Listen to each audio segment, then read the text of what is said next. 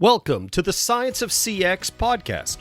My name is Steve Pappas, a former serial entrepreneur turned CX obsessed expert.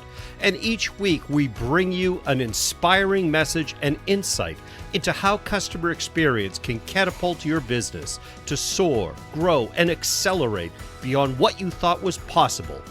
We seek out experts to interview and help you on your journey to CX in the science of CX. Well, welcome again, everyone, to the Science of CX. I'm Steve Pappas, your host. And as always, we are constantly scouring the world for customer experience experts in various organizations in various industries. And today is no different. Today we have Gordon Schleffer, who comes to us from the healthcare business. And we're going to talk a little bit more, but let's welcome Gordon to the show. Gordon, thanks for joining us today. Hey, Steve, glad to be with you today. Well, I think we're going to have an interesting conversation. Gordon and I, in our pre-calls, feel like we've known each other forever and are just looking forward to the future and being able to sit down and have a beer together. And hopefully that is not too far into the future. But let me let everybody know a little bit about your bio so they'll understand what we're going to talk about. So Gordon Schleffer has over 20 years in the contact center space, successfully leading both hosted and BPO sites. His experience ranges across industries like healthcare, hospitality, automotive, and property casualty.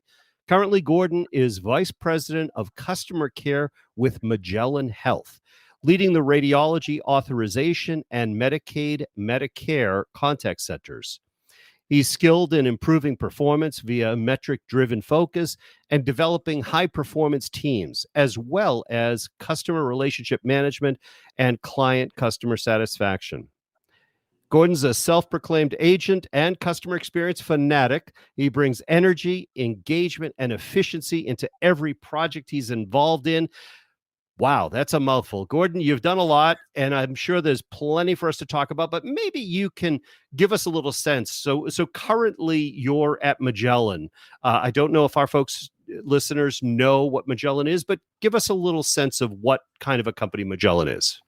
Sure. Magellan... We're a healthcare company. Obviously, you said that at the beginning. And we kind of have a bunch of different business legs, in other words, different legs at the table. So the two sides that I lead are radiology authorization. So basically, that's when folks want to get an MRI and their doctor orders it, and then their insurance company has to approve or deny it, get an authorization.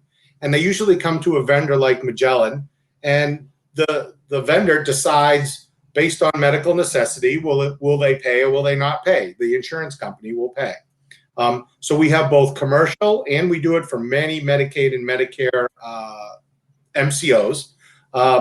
We have the other side that I lead, which is the Medicare and Medicaid call centers, which again is much like any of the major players in the industry. So we take instead of a Medicaid or Medicare member going directly to their state that they live in for benefits, we're a benefit administrator, in other words, and we contract with each state individually to provide that service.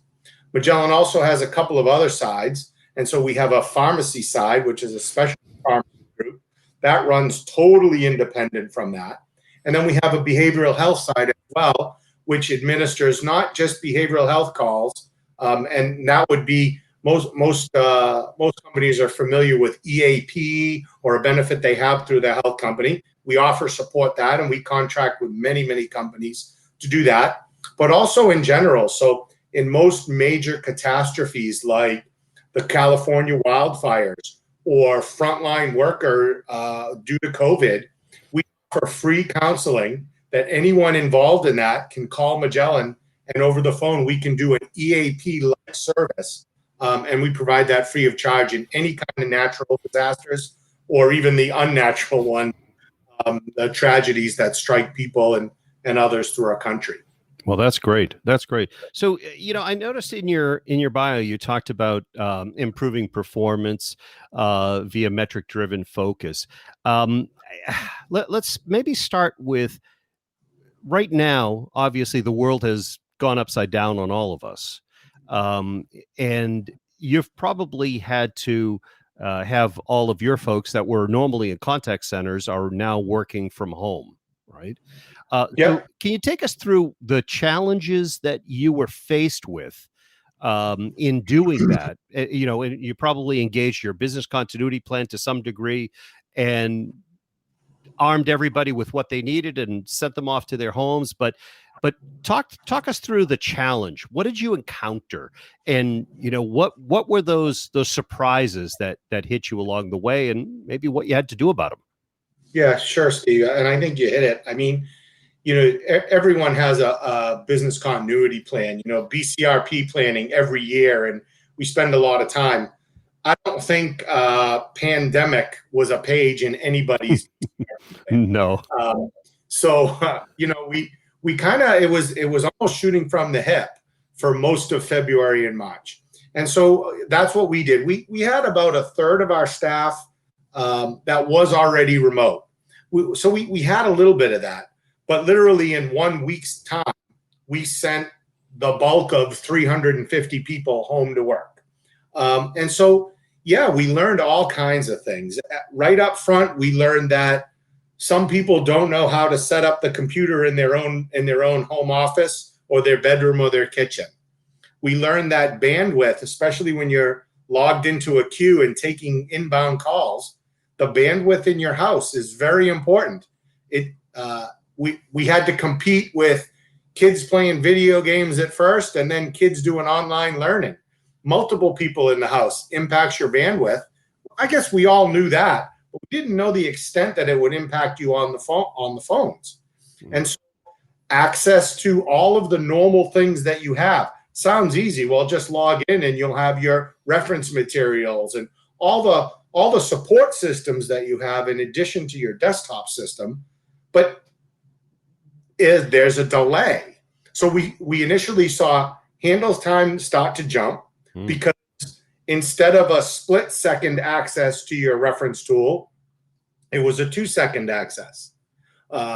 We saw even that the average speed to answer, we saw that jump dramatically, and we still do see that based on local bandwidth issues, meaning at the worker, at the associate level, that the call doesn't feed as fast as it would in the normal call center.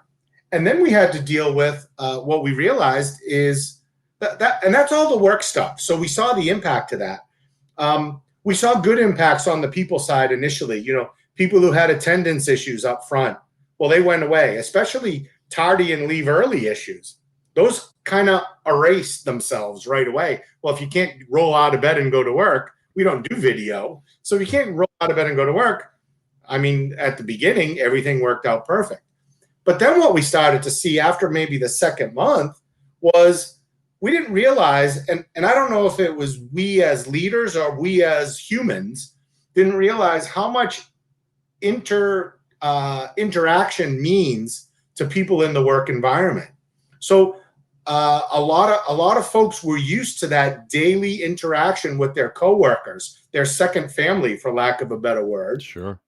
And then when we took them out of that environment, some of them, if they don't have family at home or it's just adults and small children, that they were missing that type of interaction.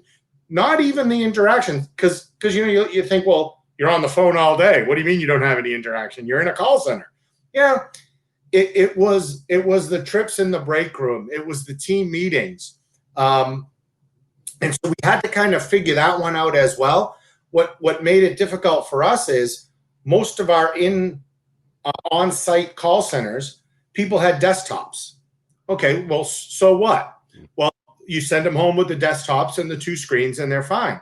Yes, true. However, when you have your one-on-one with your direct reports, I mean, a lot of call center leaders and business leaders, we're used to Zoom. We're used to WebEx. We're used to talking to someone face-to-face all the time. When you're on a desktop, you don't have the camera at the top of the laptop. So we had no way to see our people. And one of the things you asked me for, one of the things that we learned, one of the things I learned right away is we train our frontline leaders to coach in person. Coaching in person and coaching remotely is a very different animal. Engaging your team, building morale, having performance discussions, very different over the phone if you're not used to it, if you've never been trained and thought about it. So that was kind of the initial eye-opening that we've had. And we're not really where we want to be yet, but we're a lot further along than we were at the beginning, obviously. Yeah, no, I think you're probably right on the money from things that I've seen and talking to many contact center leaders. Is that, one of the other things is that there's two things I should say. Supervisors and managers were never trained to manage remotely. Right. Having 30% of your people working from home and they rotate in and out is one thing, but when you have to manage 100%, there's a couple of components to that. Sometimes it's, are they prepared to manage, and are they prepared to trust? Right there's kind of a different factor there that, out of sight, out of mind. I don't know. Right. It's a different thing to overcome. And all of a sudden, metrics start to be secondary to outcomes. Right. We getting the right outcomes, then metrics may not necessarily be the thing that we live by. So did you run into any of those management things too? Absolutely. Absolutely. It's one of those things that, looking back at the last few months and the experiences, productivity and performance the first couple months off the chart. I mean, literally fantastic. And then you get to the point of, okay, in every environment, you have people who either don't want to perform or just are unable to perform. They need more coaching. One thing that a lot of contact centers do is they use the work from home as a perk. Yeah, it's a reward, a performance reward. So achieve and maintain this level of performance for X amount of days, weeks, months, and we will grant you the ability to move home and work from home.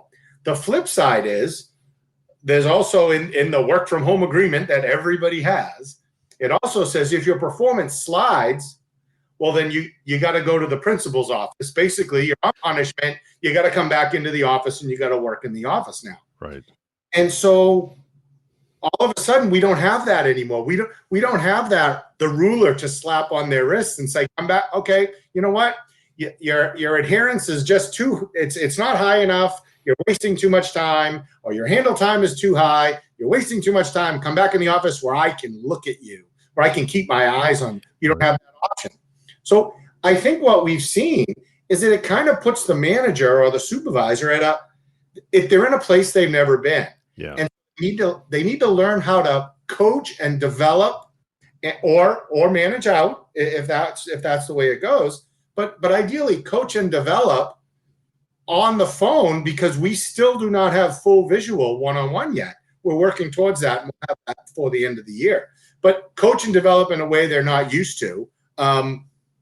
Even things, a typical solution to a handle time struggle is you pair them up with a peer agent and you let them listen. And they trade calls and they do tips and tricks, and it's a little peer-to-peer coaching. Totally different dynamic when they're not sitting next to each other with a Y cord. Right. And so figuring out how we work through that has not been easy. It's been a struggle, and we're now finally starting to figure it out. One of the things that we were able to do is on my authorization side, I had two supervisors that had always worked from home. They had worked remote and their team was remote. So once we started seeing this, we kind of did a brainstorm with those two soups, very strong, and said, hey, tell us how you do this. Tell us how you do this. Tell us how you do this, so that we could start sharing that knowledge with the other soups who are now in that same role. Great. Well, I'm getting the indication that I've got to take a quick break. We'll be back in 45 seconds and have a word from our sponsor. We'll be back. Panviva has 25 years of empowering customer service And we have deep expertise in how people actually use information, from our roots in learning and performance. We offer accurate, consistent information on demand to every channel. Most relevant knowledge at your people's exact moment of need. Integrated, streamlined internal processes. Systems that deliver memorable and remarkable customer experiences that boost customer attention and loyalty every time. And knowledge that extends across your entire digital landscape. To learn more, visit Panviva at www.panviva.com. And we're back. We've been talking to Gordon Schleffer of Magellan Healthcare. And Gordon, it's an interesting conversation because, some of the other things that seem to come to mind is training. Well, I should say recruiting and training. During a pandemic with everybody working from home. And the fact is that you may be hiring people you've never met. And then you got to put them through some kind of training program that was never set up to be 100% remote. And what are you wrestling with on that front? Yeah, it initially, well, so I'll tell you on our side of healthcare, which on the authorization side, which is the larger of my two groups, obviously a lot of authorizations and surgeries were not happening because there were no elective surgeries going on in the country for a long time. So our volume was down. So we didn't really have the recruiting training issues right up front. But what we did is we took a look at the process because we knew that wasn't going to last forever. So one of the things that we had always said is if you go work from home, let's look at our work from home policy when we start recruiting. So the first rule that came up is, well, you need to be within 30-minute drive of the office. Because if something breaks, you need to come in. Okay, well, that doesn't work anymore because the office is closed and no one's allowed in. So what we did is we took that negative and we made it into a positive and said, okay, how about we just worry about hiring the best people regardless of where in the US they live, and not worry about surrounding one of our concrete call centers. It opened us up to a lot of workers that weren't willing to commute or weren't in the same state or weren't in the same area or had been downsized or moved with a spouse's move or something. We hired a couple people back that had happened to that wanted to work for us all along. And they said, well, if I'm not close enough, I have to quit. And we said, yes. Wow. Again, back to leadership training. So yeah, we had to kind of teach our supervisors who are frontline interviewers, hey, we need better technology on interviewing. So can we do a face-to-face? There's some good products out there that allow us to do it. Can we use Zoom? Can you go just by an interview where it's over the phone? It's a very different dynamic, especially for frontline leaders. So we had to address that. And then we had to kind of pivot on a dime with our training partners and say, we need you to train and we need you to train remote. So one of the things we were lucky enough to do is we reduced class size. Our normal class size was somewhere between 12 and 16 when we'd hire a new hire class. We dropped it down to 8 to 10. It made it easier for the trainer, although doing it remote, to see what everybody was doing. We use Zoom. We're in the process of moving more to CBT type training, looking at self-paced training. Still haven't cracked the nut completely on hands-on practice. We can drop someone into a queue, but there's not an easy substitute for having a trainer or a SME hovering around 3 people, raising their hand when they get stuck, and doing that remotely. I think we need to look at technology for that, to be honest with you, Steve. Sure. There's probably good products out there, and we haven't found one yet. Yeah, something that would allow you to do more scenario-based training as to, if this occurs, what do you do versus just, typical training historically was much more about memorization of everything. Maybe they don't need to memorize all the benefits. They don't need to memorize all the codes. They don't need to do those things, but they need to be able to access it in a second. Right? Yeah, I think that one of the growths of It's not like we weren't going down the path before, but I think now with so many remote workers, it's even more critical to have your knowledge management tool and your desktop tool linked, so that instead of going to your second screen or having to go find the topic, a lot of reference tools work a lot like a Google or a Bing. You just type in keywords and it'll bring it up. Ideally, what you'd want is to have your desktop linked with your knowledge tool. So on a Medicaid call, if you have a question about transportation, let's say, you just click on the link on your transportation bullet and you'd go right to the knowledge tool that would give you the information that you need, so that agents don't have to memorize anything and they don't really have to spend time looking it up. That just the system knows where to look because of where you are in the call flow and where you are on the desktop. Yeah. So maybe we should bring this back to the customer, or in your case, the member, or even the provider that you're dealing with too. Yeah. Let's bring it back to the customer experience. Along the way, we talked about what employees went through, what supervisors, what managers, what leadership went through. But the members are going through something too. The customer is going through a lot at that time too.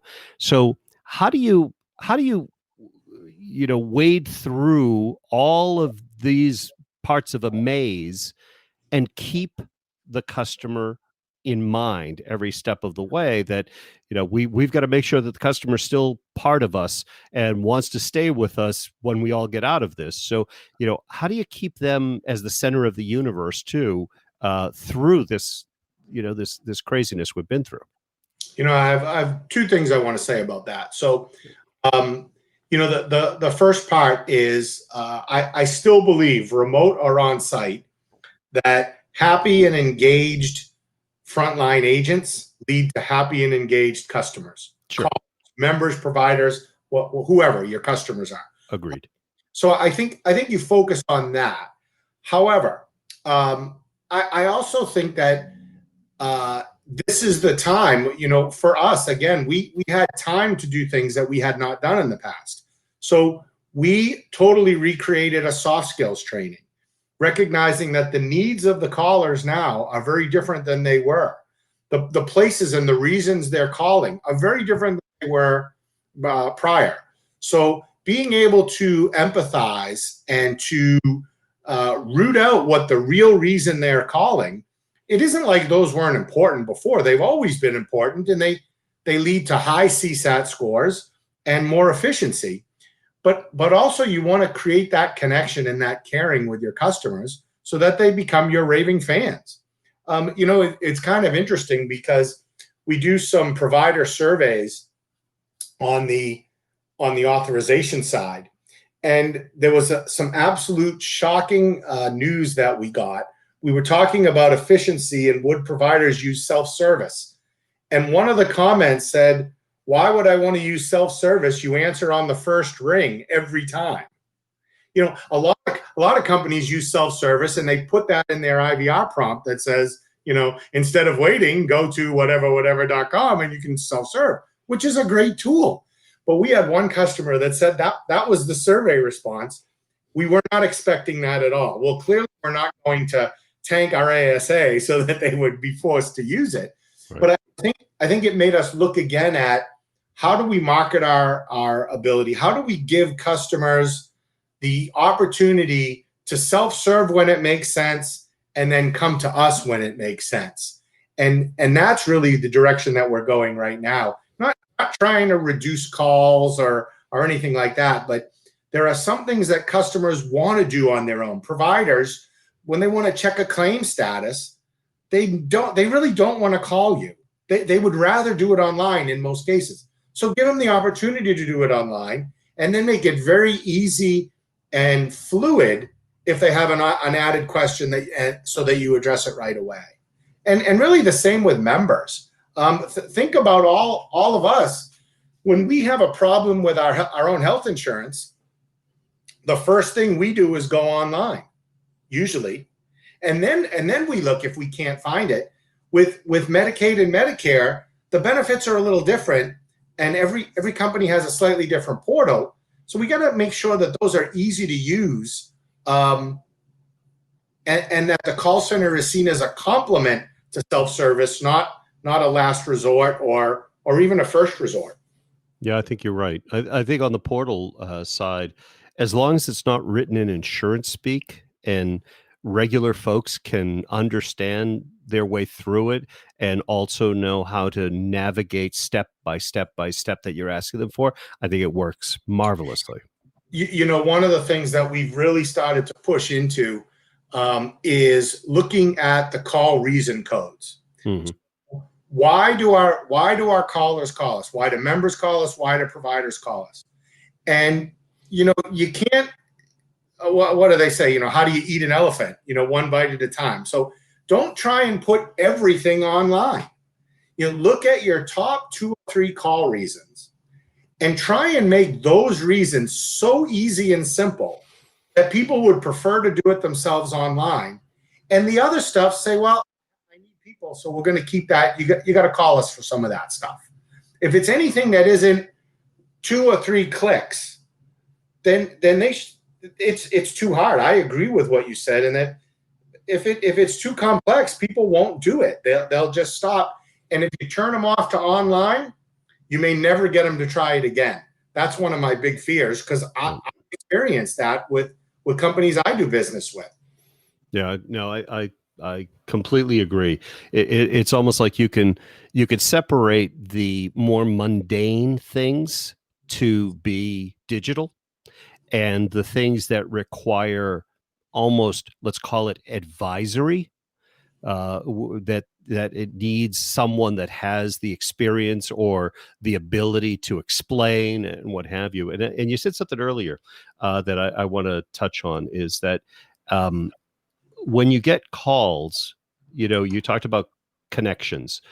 I think today, probably more than ever, if contact center agents, whether they have good news or bad news during the course of the call, if they can make a connection on some level with the caller, and the caller feels like they've connected to another human, and they feel important, I think that's one of the key goals in those two. And whenever I'm doing, you know, I consult a lot and I do workshops on my own CX methodology, and connections are an important part of it. You know, it's the human to human. We are social animals after all, right? We are, I mean, technically, we talked earlier, we're not meant to be this disconnected from other human beings. That's just not in our DNA. We're getting through it and we're getting by with it, but because we know that there is probably an end in sight, right? The hope of the end in sight. So we are social by nature, but making connections of any type with that customer is important. So, you know, I think you're right on the money as we talked through the training and we talked through that. What about the, you know, and this is a great conversation because we do have a lot of contact centers that listen to our show, and a lot of contact center leaders, as well as management that orchestrate and handle contact centers of all sizes all over the world. But it's interesting as to what people are doing around morale, right? Around engagement morale. Now that everybody is working from home, the one thing that can be exhausting is you've got to go so much further, and you've got to schedule more time with your folks to figure out if they're okay. And then if they're okay, how do you make sure that you can keep their morale up, keep them so that they're having a great experience, so that, as you said earlier, so that translates to a great customer experience. But as a leader, you know, how do you look at the morale part of it and the employee engagement side of it? Yeah, it's a great probably debate, and I can't tell you I have all the answers, because I'd love to hear what everybody's doing. You know, all of our industries are so different,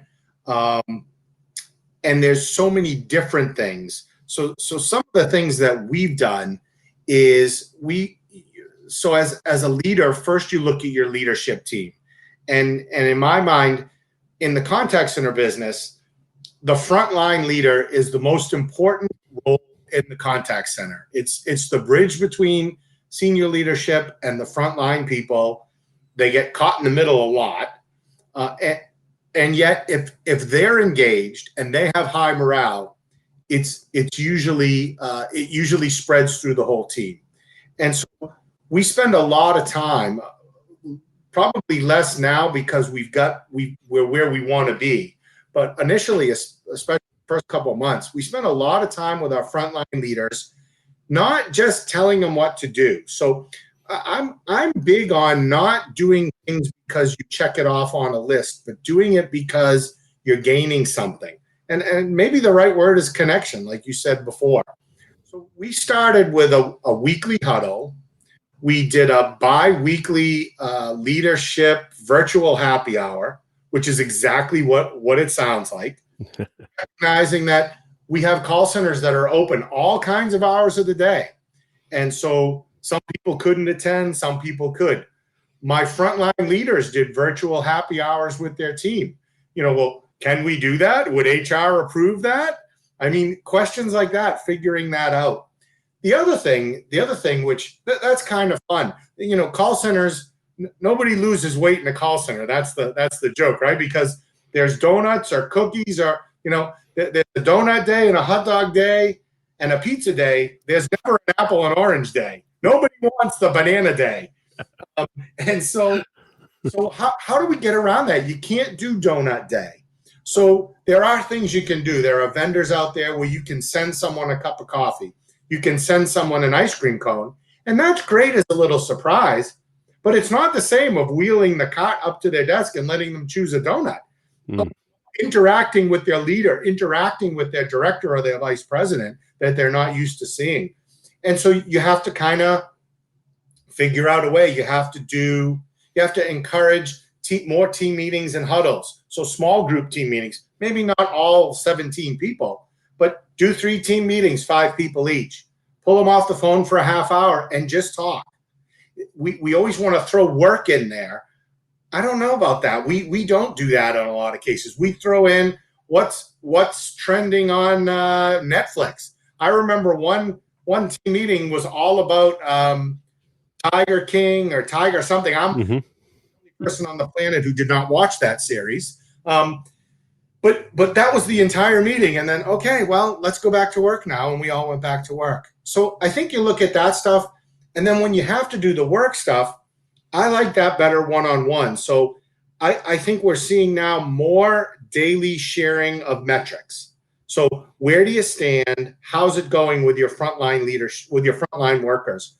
And having them truly understand what the measurements are so that you know where they are and they know where they stand in the company.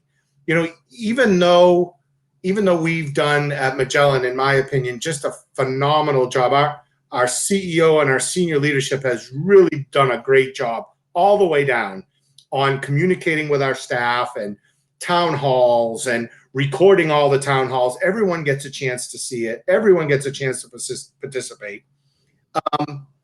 I think it's also good that you do it at the local level and you make sure they understand, because feelings are very catchy. So if everyone else that feels unsure and nervous and I don't know about my job, sometimes we tend to take that on. Even though my CEO said we're good and my direct line supervisor and every leader between them said that we're good and you're good and we value you and you're doing a great job and we're here for you. When you hear all your friends and neighbors and relatives saying the opposite, sometimes you tend to get dragged down into that. And so I think, we have contact centers across time zones. So I can't take a whole team off and do a team huddle every morning. I've heard some of my peers in the industry do that. I love that idea. You start every day 5 minutes early, just like you would in the office. Everybody comes together. You do 5-minute huddle, and then everyone jumps on and does it. But I think if you can kind of create that kind of connection and create the environment where people are willing to reach out to senior leaders or supervisors or managers or directors, whoever, it kind of increases that engagement, increases that feeling of we're here for you and we care about you. And I think that that's going to pay dividends to the companies that do it well, long past the pandemic and what we're dealing with right now. I agree. So my final question for you, Gordon, is what's next? What's the future looking like? What are you thinking as to, how is the contact center now morphing? I would imagine both your customers and your contact center is morphing to solve problems, but where does it go 6 months, 12 months, 18 months from here? And we don't know if we're going back to the offices yet, and maybe that's still a question mark, but what we do know is when times are tough, innovation happens, and companies and people are innovating at a ferocious pace right now to make sure that we can handle things in the future. So from your perspective as a key customer experience expert and part of a great company, Magellan, what's the future looking like? I think you kind of hit it, Steve. I think that it's the contact center industry is kind of been caught between, a large percentage of the BPOs are all remote. And honestly, I have some BPO experience. They've perfected it, which is kind of a good thing. There's still a lot of industries or individual companies that are resistant to the virtual. I think virtual is the way to go. Honestly, I think that a lot of the innovation that we've seen is very translatable after this, and I don't. It's not just for efficiency's sake. So we talked about looking at transactions that are your most basic transaction, make them automated, give the customer the option to self-serve, and that reduces your cost. And then have less physical sites, and that reduces your corporate real estate investment. But I think when you look at the workers themselves, I think as we've seen, we've probably all been to a bunch of conferences on Generation X and Generation Y and Generation Z and all that kind of thing. I think today's worker is looking for increased flexibility from their employer. Probably a lot more work-life balance than you or I have ever considered when we were coming into the workforce. That wasn't even a concept, and your mom or your dad would kick you in the butt and say, if you're not bleeding, you better go to work. And nowadays, I think the desire for work-life balance is a real positive thing that our culture has embraced. And I think companies that can deal with that, whether it's work from home or figuring out a way in the contact center industry to have more flexible schedules, to have more variety of work. I mean, if you can take the mundane tasks out of the contact center, what will you have them do? Can they multitask on the networking side in healthcare, for example, as well as the customer or provider servicing side? Can they multitask based on a strong desktop that works with different systems within the company? I think we've always looked at it from either the customer side first, then the company side. I think our shift to looking at it from the agent or the associate side is a good transition for our industry, and it'll give us the opportunity. The companies that do it well will be more successful because they'll attract the best and the brightest in that field, and they'll make changes faster than anyone else. So I think that's where we're headed. Great. Well, I love it. I think this has been a great conversation, Gordon, and I want to thank you for being with us today and for giving such great insight into our listeners that are in the contact center and probably are going through similar things, but sometimes that's good just for validation. Other than that, maybe they got some ideas along the way. So thanks for joining us today. Thanks. It was great being with you, Steve. Great. Well, that's another episode of The Science of CX. I'm Steve Pappas, your host. And until the next time we meet, please stay safe, stay healthy, and take care.